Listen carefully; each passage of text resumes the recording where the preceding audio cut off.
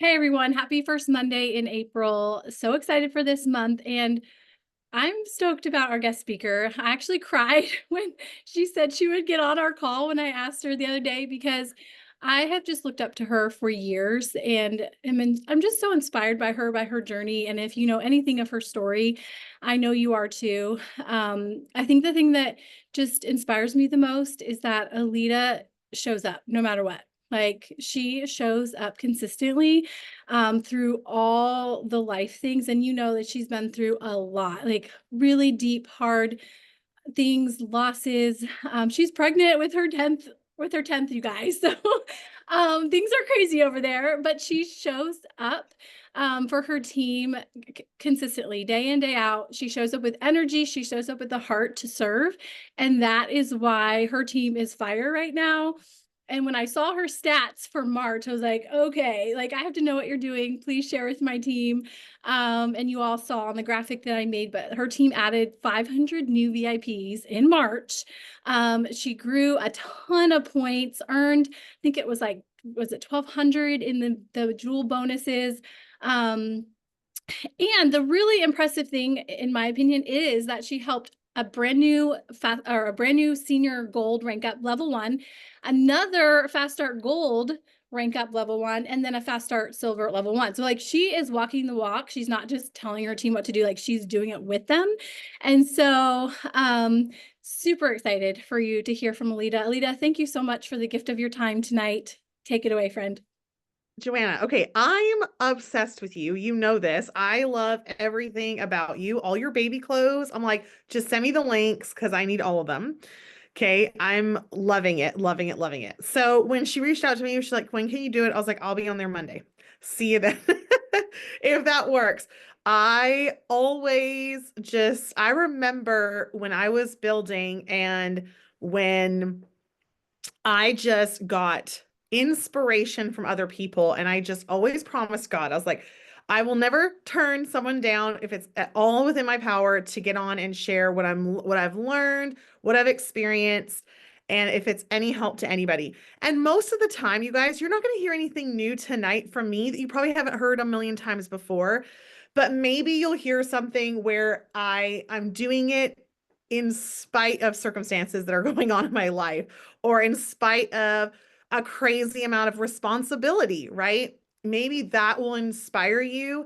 My hope and my vision for tonight is to literally give you the hope and inspiration that you can do what I have done, that you can do what any diamond has ever done, that you have all the tools you need, that you are perfect the way you are, that we can all grow and we can all learn, but it just simply starts with a decision. So that's kind of my vision for tonight. I want to bring in I have been telling everybody, I'm like, don't even ask me on your calls if you're not okay with me bringing some fire, because I'm just in my like tell the truth era of bringing the truth to the table. And so when people are like, what did you do in March? So I grew 1,200 points in March and earned like a $10,000 pay raise. So first I want to ask you this question right now.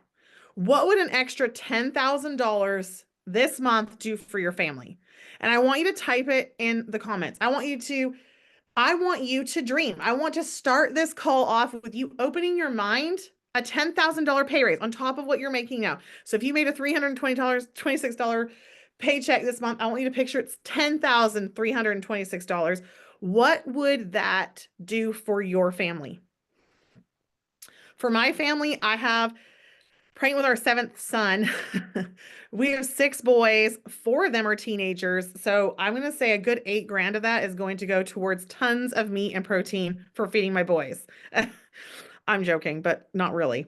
So what would that do for your family? What would that feel like? And what I had to do in March is I had to do something really simple that I realized I wasn't doing before. And that was in this season of my life with lots of kids. And I'm going to give lots of tips on I'm going to give some strategy things too. But I had to switch my mindset from being complacent, being comfortable, being like okay with where I am. So I don't know if anyone here relates. I like to have energy back. I feel like these kinds of things are reciprocal and Zoom can be tough. So drop a one in the comments if you relate to this. Is that no matter what rank you're at, it's kind of just become the norm for you. It's easy to stay there. It's like you want more, but you're not really willing to do what it takes to get more. Even when you think you are, you kind of do it and then you don't, then you do it, then you don't, but you're kind of in this place where everything just kind of feels comfortable. And I had this coaching call. It was actually just an impromptu call I had with Keith Callahan. I'm very blessed that I get to just chat with him. And he called me about something else, and we're talking, and he was like, "Well, what have you done lately that's out of your comfort zone?" And I was like, "I'm gonna hang up on you, Keith. Okay, that's how this is gonna go, and we're not gonna talk anymore. We are no longer friends." And it really got to me. And he was like, you know, one thing that he said that I thought was really, really good is he said to me, I said, how do I tap into that energy? I want to know, like, how do I get that energy where I'm just like, let's go. And that energy where I feel fired up, that energy where it's like, I am unstoppable. And I was telling him, I said, when my husband died, so if you don't know my story, is I started Plexus, and a few months in, my husband unexpectedly passed away. I was left with 4 children under 6 and no life insurance.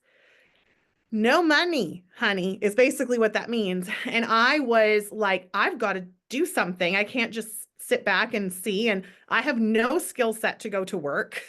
I'm a musician. And I knew, I was like, if I'm going to do anything, it's going to be Plexus, and I've got to go all in. I've got no choice. And I told Keith, I said, what's so funny about that season of my life is people will say to me, I don't know how you did it when your husband died. And then 4 months later, my mom died, like my best friend in the whole world. She dies of pancreatic cancer. It was quick. And then not long after that, my dad died. I was literally widowed and orphaned all within a year and had never experienced this kind of trauma. 4 kids who also just lost the only grandparents they've known and their father. And I'm left just like, I cannot believe this happening.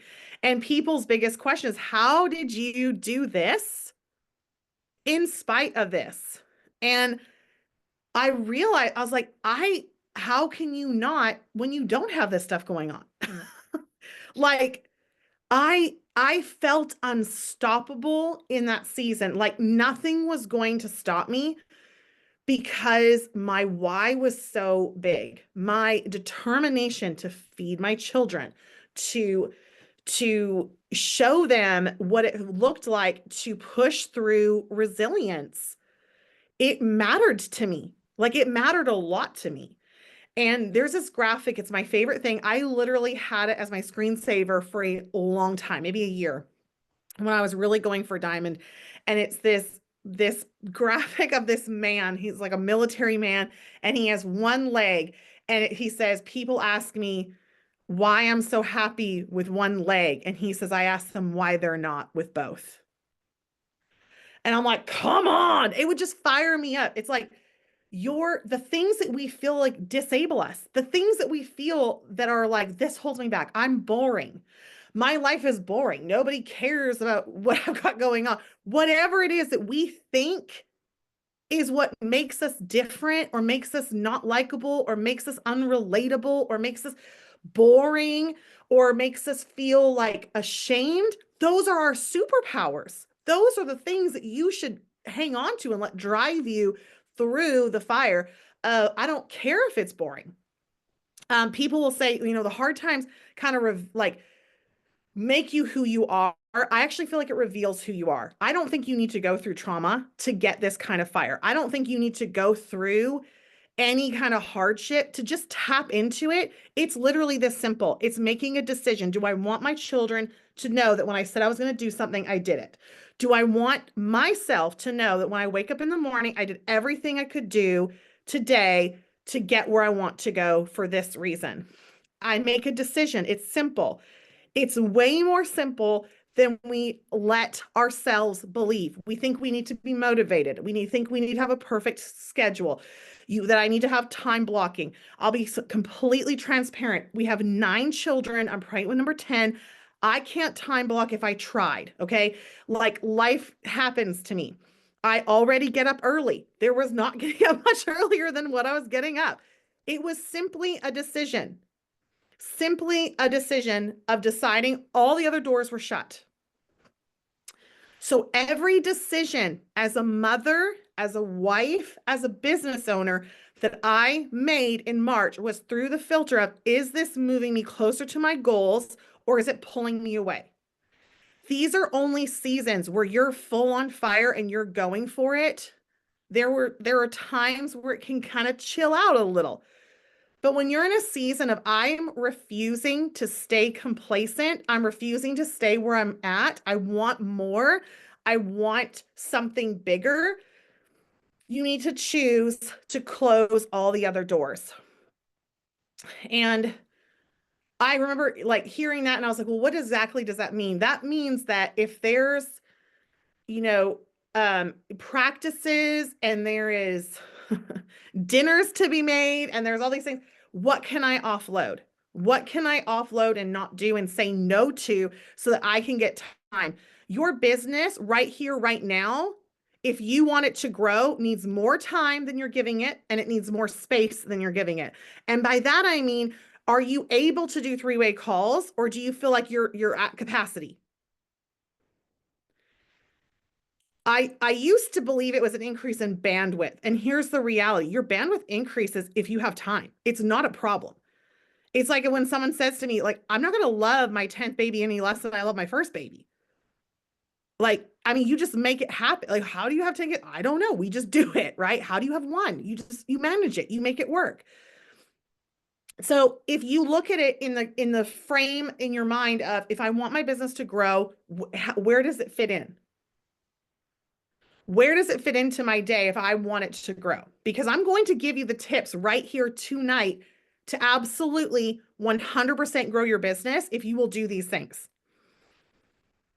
So I made a decision to not be comfortable anymore because I realized I was majorly convicted by this. Trisha Rieger had done a call and for us, and she talked about the 6 lies, and they were really good.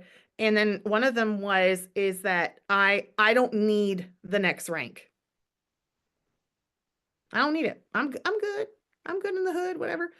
She didn't say that. She did not say she's good in the hood. That's what Trisha would say. I'm just adding that. But it's like, I'm good where I'm at. I'm fine because the rejection hurts more. Facing yourself in the mirror hurts more than if you really want it. She's like, because who would actually just be fine? Right? Like, don't you want that $10,000 pay raise? Don't you want that? And then she said this, and this is what got me. She said, we make the decision that we're good where we are, we're letting our teams. Period. End of story. And for me, that really got to me because I was like, there will be no way in my entire sphere of my life that I would ever want to be that for my own team. And so I realized that, like, I've always worked. I've never backed off my work. I've never, just stopped working or anything like that. But I realized I wasn't working from an energy and a passion that I had been before in different seasons of my business. And I realized it was time to get back to that place and a time to fall in love with Plexus. And if you know Trisha and you've heard her speak, okay, my team loves when I do her accent, like her voice, but she's like, Alita. Okay, she's like, Alita, listen, momentum is way more fun than not momentum, right?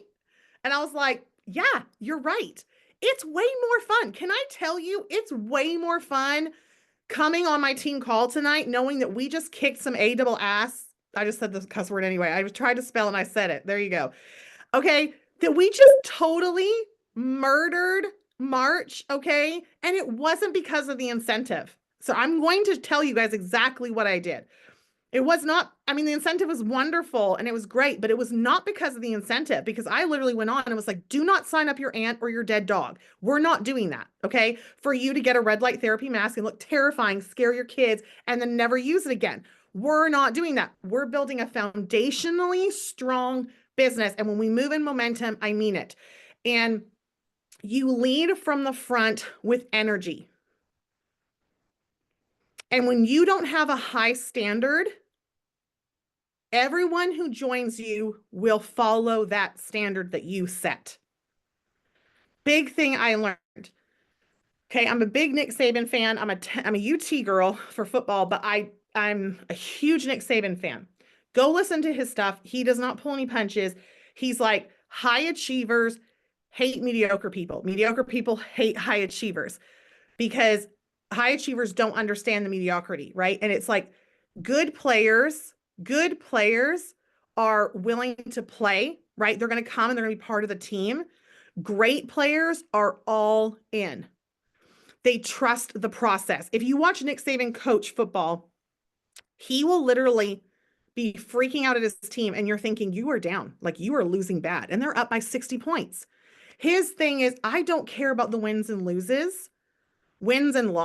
Can I speak properly tonight? Someone wins and losses. He's like, I don't care. It's the process. If you won't play to your best of your ability on a bad game, when we're playing a team that isn't even all that good, I'm not praising you for that. Right. And so it's really about coming into a place of saying, I'm setting an expectation for myself that I don't want to be a good leader. I want to be a great leader. And a great leader is going to show up before everybody else and they're going to go home after everybody else. They're going to be developing people. They're going to be in the trenches. And I used to think that meant like staying on doing all that. No, it meant getting smarter with my energy and my time, not working with the same people for 100 years and then some, trying to beg them to get them going. If am I talking to anybody tonight, right? Begging them, please, come on, let's go. No, I got in my stories, and this started in January. Okay. I got in my stories. I was like, this is who I'm looking for. My energy was in a really good place. I was really pumped up. I was like, I am ready to develop some new people. And then when March hit and Trisha did that, I was like, okay, it's like lights out. Here we go. And it's exactly what happened. Couple things I learned. It took a week for this duplication process that I've set up to take full effect, 1 week. And then our team exploded. So my March was not looking hot the first week. My March was looking a little low. I was like, what is going on? I'm doing the things I don't understand. And then I realized I've got holes in my system. How did I realize that? Because I was doing it myself. Because I was working with new people and I realized, wow, they don't know this. And if they don't know this, I know my team doesn't know this. And I was working with people who've been on my team for 9 years with me. And even they were like, oh my gosh, I've totally forgotten to do all those things. So I wrote up a little thing. I'm going to send it to Joanna. Some of them won't necessarily apply to your specific team. You'll have to like kind of tailor it to your team. But the basics are this: is someone comes on to my team. If I'm joining, you're my level 1 and you're joining me. You're getting a welcome email from me. I went back old school. Okay. When I joined, I got a welcome email that was 100,000 words long. And I was like, okay. And Jen Leith was like, now just email this to every person who joins.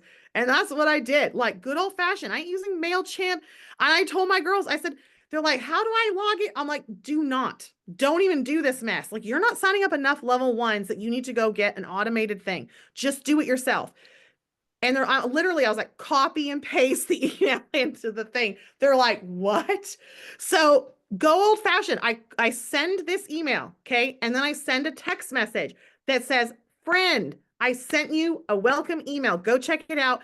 And here's a quick link to a video for how to make $300 in 3 days. I send that. And I shared with my team, I said, here's the thing I notice. When you're nervous, you leave things out. You may send the text that says, friend, I sent you an email. And that's it. I'm like, do not leave any part of this out. I have studied this down for 9 years and I have made this work to where it absolutely works. Don't leave any part out. Developing silvers starts before you even sign them up. Developing business builders. What I noticed is the girls who listened to me on this and the people that didn't, is that the people who didn't, when I would get on their three-way call, the person was so hesitant and felt hijacked. I could tell when all of a sudden there was like a conversation about the business when they never heard about it before, right? So if I do a three-way call with somebody who's already been exposed 3 or 4 times and then has an email, a video, and also at the sign up, they're like, oh my gosh, with your products, you get a free referral link. It's free. You can make $300. That's what I've trained my team to do. It's like, you're just going to say it. And then when I come on to do the three-way call, or your upline comes on to do the three-way call, it's brilliant. We had people sharing like absolute wildfire, and it's still continuing in April. So I'm trying to rush through this, but I do the welcome email. I do a text message with it. In the welcome email, there is a shout out post that we do on social media. It's old school.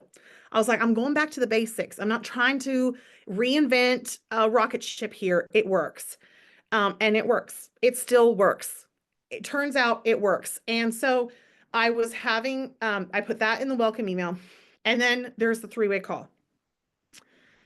I will say that this 100% moved my needle forward in my business more than I've ever seen anything else move a business. And it moved it quickly. This isn't something that you're like, I'm going to implement this and see the fruit in 90 days. This is something that when I decided to do it and be open to it and be excited about it, my needle moved forward. So what is a three-way call? Is if I sign up Joanna, which would be amazing. If I sign up a Joanna and Katie is my upline. Okay, I sign up Joanna. I'm like, oh my gosh, girl, I'm so excited for you for these products. I'm going to get you on the phone with my good friend Katie, who literally knows the product so well, and we're going to set you up on the best success on your products, because that is part of why Plexus why this is different. You get this kind of service. We want to make sure that you are taking the products correctly and that we can customize it to you.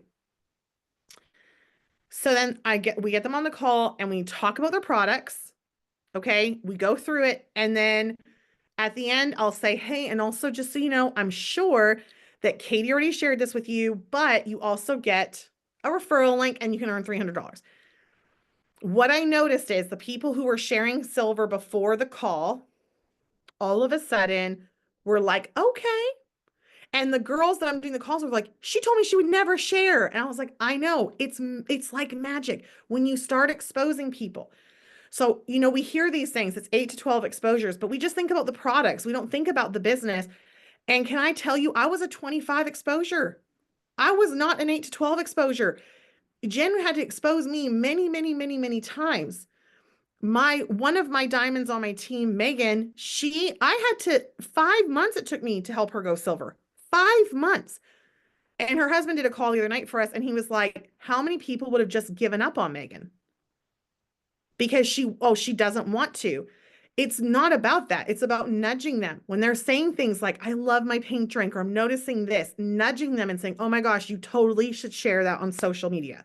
You totally should share that with people. So I'm going to wrap up with this is I will send all that. I'm sorry. I feel very like I'm rushing, but the last thing that I want to say is that regardless of your circumstances, if you are momming really hard, if you have little ones, if you feel stressed and overwhelmed, I want you to start speaking differently. I want you to start telling yourself that you can handle it. I literally in March was like, this is the craziest month of my life. Like it was crazy. I was doing calls. Literally, I'm just gonna tell this story real fast. I literally had a dead squirrel dropped on the hood of my car during a three-way call, and I kept going. I was like, oh my gosh, and okay, like take 2 ProBio 5, take 2 bottles, whatever I was saying. And I'm like, oh my gosh. One girl I was doing a three-way call literally had to mute and fight a rooster. Okay, fight a rooster was attacking her son on her farm while I'm talking to this person. She's like, you guys are just talking away and I'm fighting a rooster. And it's like, it's the chaos, but it's so fun. It's so fun because you get off the call and she's like, I never thought this person would share. And they're like, you know what? I do know a couple people that I think this could work for. this is networking marketing, network marketing. You've got to network with people. And our comfort zone is, I don't want to get on the phone. I don't want to get on the phone. It's like, you've got to get on the phone with people. It has literally, and this is one of the things that I find to be so true, is when you just step into it and you're like, I'm deciding to do it. Call number three, you're literally like, I can do this anywhere, anytime, anyhow. I didn't even skip a beat. I mean, a vulture dropped a dead squirrel on my car, and I'm just like, you take 3 Pro 5, it takes you. It was crazy. And, literally, my 1-year-old could probably light my house on fire. She's the craziest toddler I've ever had. Okay. The busiest baby. And I'm like literally on like just 24/7 watch of her on the phone. Like, just, I mean, it's crazy, but it's so fun. It's so fun. And it's so true. Momentum is way more fun than sitting back and watching Netflix and feeling like, man, this sucks. It just is. It's like, make time, make space, say no to some practices, get your kids some rides. My kids made dinner for an entire week, and we've continued it on. There are other things that you can do. My 10-year-old was making pancakes for everybody, and I mean, it was disastrous, but they cleaned it up and they figured it out, and it empowered them, right? And so you've got to think of different ways to create space and breathe life into your business, and not just sit back and accept what's happening. Make the decision that you want to make a change. Put those 3-way calls in place, duplicate, and remember that you are not your circumstances, that everybody has circumstances where it feels too hard to do it. Just so you know, everybody, you're not alone. Do it anyway. Do it anyway. Okay. Love you guys. Thank you so much, Joanna. I'm so sorry. Thank you I so talked much. I know you you have to run, but that was amazing. So you are the best. good. Thank you. Yay. I love that. Okay. Bye, guys. See ya. Hey, you guys, really quick before you hop off, I'm going to stop the recording.